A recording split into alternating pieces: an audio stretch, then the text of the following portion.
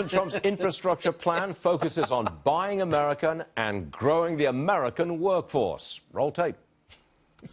I will be asking Congress to approve legislation that produces a $1 trillion investment in infrastructure of the United States, financed through both public and private capital, creating millions of new jobs.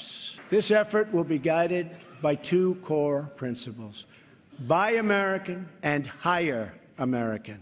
Well, that's pretty clean cut. Let's bring in Norman Anderson. He is the president and CEO of CGLA. That's an infrastructure company. Norman, I remember President Obama coming out with all kinds of shovel-ready projects, ready to go. The shovel, just dig the shovel in and off we go. Turns out they were not shovel-ready.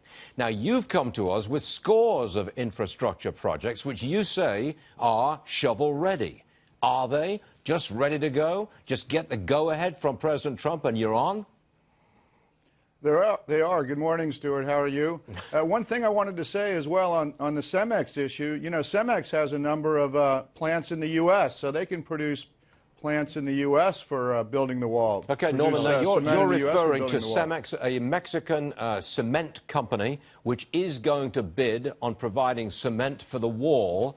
And the stock, by the way, is up 4% this morning, 4.5% now, and you're saying that they produce some of it in America. Okay, back to the original question. How many of the projects that you've brought us scores, I know you have, but more than 60 or 70 it is. How many are they ready to go right now?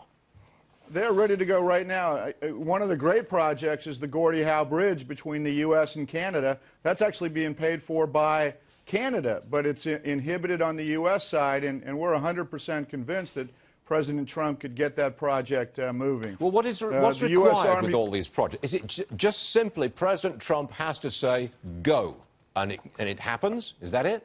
I think what's really required is an executive order that says that the law needs to be complied with, and projects that are in the permitting process that are finished all of their studies should be approved within 4 months. That's what the law says. And that's what we think President Trump can make happen. So there's no real reason to wait until a bill goes to Congress. Congress obviously doesn't want a deficit spend in terms of an infrastructure build. We think you can get started right now and show Congress that you can generate a tremendous number of jobs. As we've said, the first 50 projects would generate about 600,000 jobs. And you've got, are you lobbying for that executive order? I am definitely lobbying for that executive order. That's exactly what we need to see happen. And will we get it? I mean, there's no certainty here. Will we get it?